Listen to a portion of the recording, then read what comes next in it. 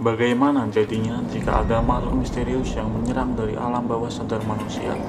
Bagaimana cara kita mengatasinya? Simak spoiler ini baik-baik.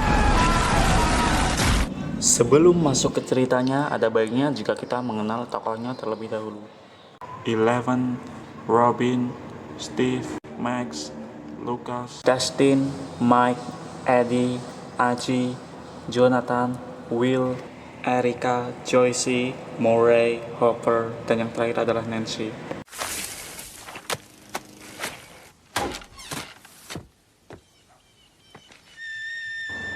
Film diawali oleh rutinitas pagi seorang kakek-kakek uzur yang masih sehat walafiat.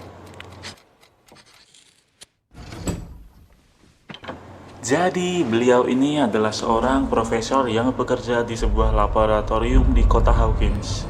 Laboratorium tersebut bertugas untuk mengawasi dan mempelajari anak-anak dengan kemampuan supranatural. Di laboratorium ini terdapat 11 orang anak, dengan setiap masing-masing dari mereka diberi nomor urut 1 sampai 11. Kebetulan hari ini adalah jadwal profesor untuk mengetes kemampuan dari anak bernomor urut 10. Semua tes berjalan dengan baik dan lancar.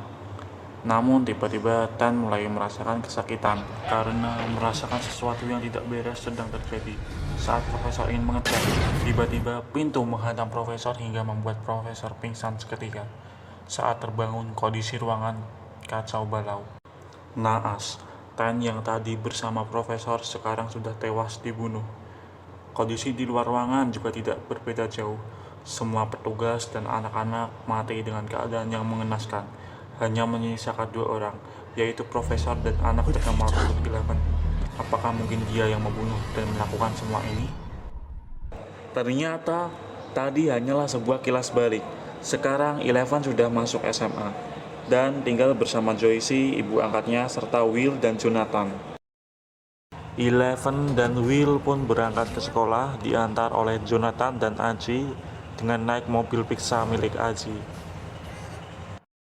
Baru saja sampai di sekolah, para bocil kematian membuli Eleven.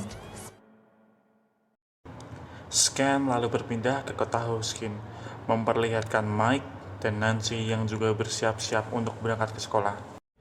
Let's go! High school dropout club. I want you home no.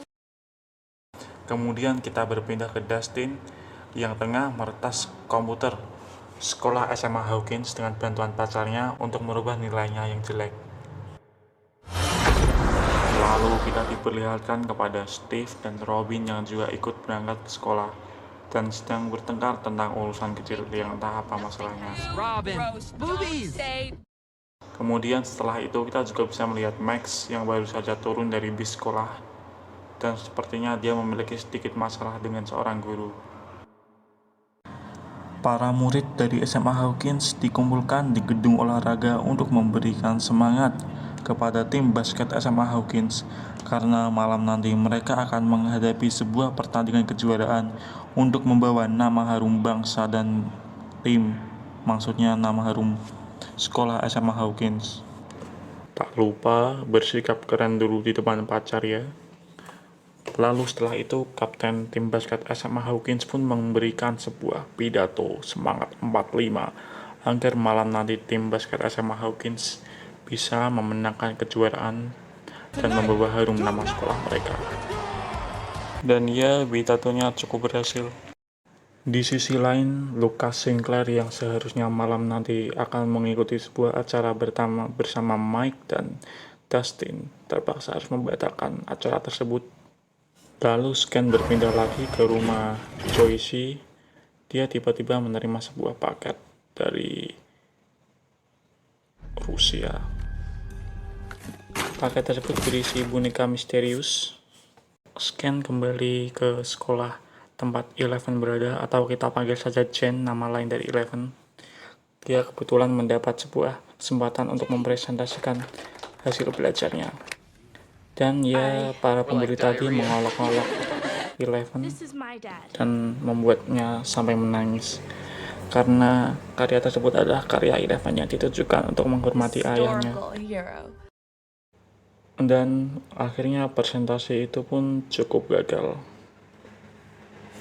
Lalu, scan berpindah kepada Max yang akan mengunjungi guru BK dan berkonsultasi mengenai masalah yang sedang dialaminya. Tepatnya adalah trauma masa lalu Max, yaitu ketika kakaknya mati karena sebuah insiden yang cukup mengerikan. Saat keluar ruangan, Lucas menghampiri Max dan memintanya untuk menonton pertandingan basketnya malam nanti.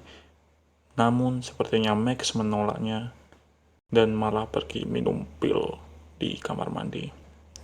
Saat di kamar mandi, Max mendengar keanehan, yaitu seorang gadis bernama Chrissy yang sepertinya juga mengalami gangguan mental yang sama seperti Max. Di sini bahkan Chrissy sampai mengalami halusinasi yang cukup parah. Dan akhirnya kita bertemu Eddie. Eddie adalah seorang sepuh SMA Hawkins yang tidak lulus-lulus. Kita juga bertemu Mike dan Dustin di sini. Eddie suka mencari masalah, dan sekarang dia malah mengganggu tim basket. Di sini, Mike dan Dustin berniat untuk meminta izin kepada Eddie agar menunda acara nanti malam, sehingga Lucas bisa mengikutinya di lain hari. Namun, alih-alih menyetujuinya, Eddie malah menyuruh Mike dan Dustin untuk mencari pengganti Lucas di antara murid SMA Hawkins. Lalu kita kembali lagi kepada Joyce yang sedang kebingungan mengenai boneka yang tadi didapatnya. Jadi dia menelpon temannya yaitu Murray untuk meminta petunjuk. Murray menyarankan untuk menghancurkan boneka tersebut.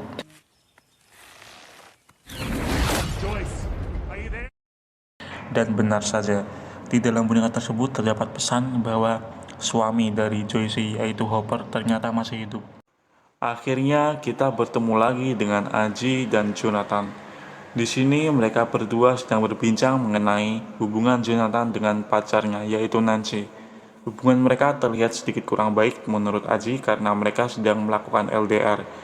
Yang Nancy berada di Hawkins sedangkan Jonathan berada di California. That's why I love him. Dan tiba-tiba Mike pergi mendatangi Nancy untuk memintanya bergabung dengan acara Hellfire Club malam ini. Begitu juga dengan Dustin yang menghubungi Steve dan Max untuk ikut bergabung dengannya. Dustin dan Mike berusaha mencari dan menyanyai beberapa orang di Hawkins, namun mereka tetap saja gagal dan putus asa. Hingga akhirnya mereka pergi ke sekolah SD. Di saat itu juga kita bertemu dengan Chrissy yang kemudian berjalan sendirian ke tengah hutan di belakang SMA Hawkins. Di sini Chrissy kembali mengalami halusinasi. Chrissy melihat sebuah jam dinding besar yang menempel di pohon. Setelah diperdekat, mulai muncul laba-laba dari balik jam tersebut. Dan tiba-tiba, Eddie datang dan mengagetkan Chrissy begitu saja. Ternyata mereka berdua memang berniat untuk bertemu di hutan ini untuk bertransaksi daun singkong. Ya kalian tahu lah ya.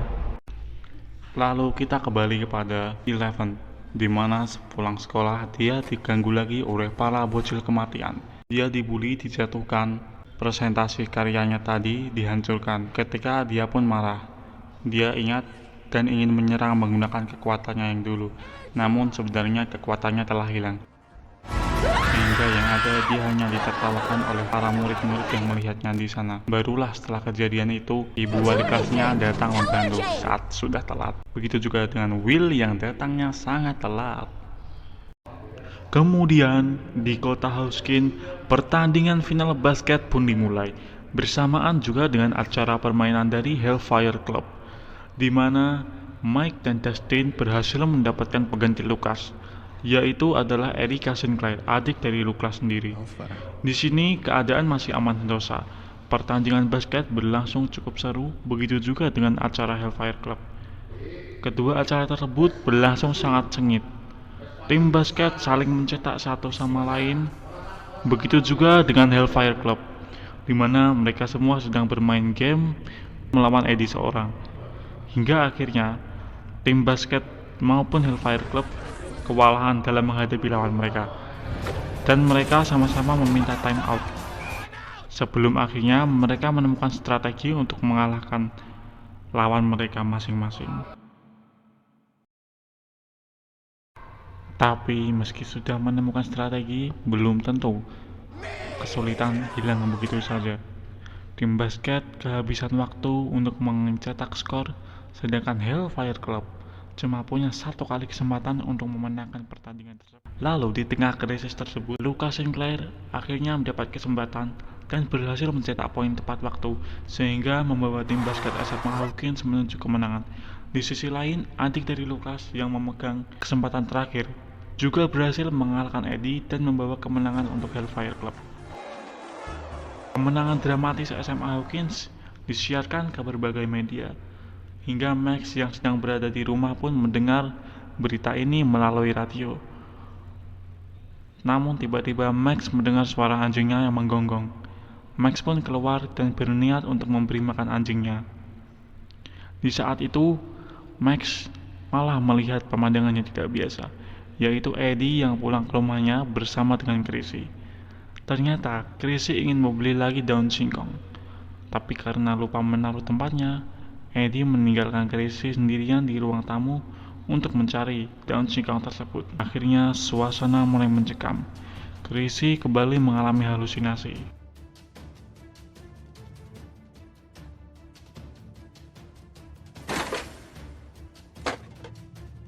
Eddie yang sudah menemukan daun singkong tadi pun menemui Chrissy. Namun apa yang dilihat Eddie, Chrissy ternyata hanya terdiam di ruangan dengan mata yang putih, seperti orang yang kesurupan. Chrissy di alam bawah sadarnya berlari ketakutan karena melihat sosok menyeramkan yang mengejarnya. Kemudian Chrissy pun terpojok. Dan ketika makhluk itu memegang wajah Chrissy, tiba-tiba tubuh Chrissy di dunia nyata melayang ke atas, sehingga membuat Eddie ketakutan hingga terjatuh. Lalu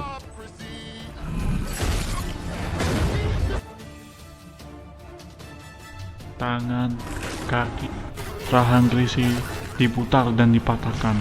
Kemudian mata Chrissy pun tertarik ke dalam dan Chrissy pun mati seketika. Episode 1 pun tamat.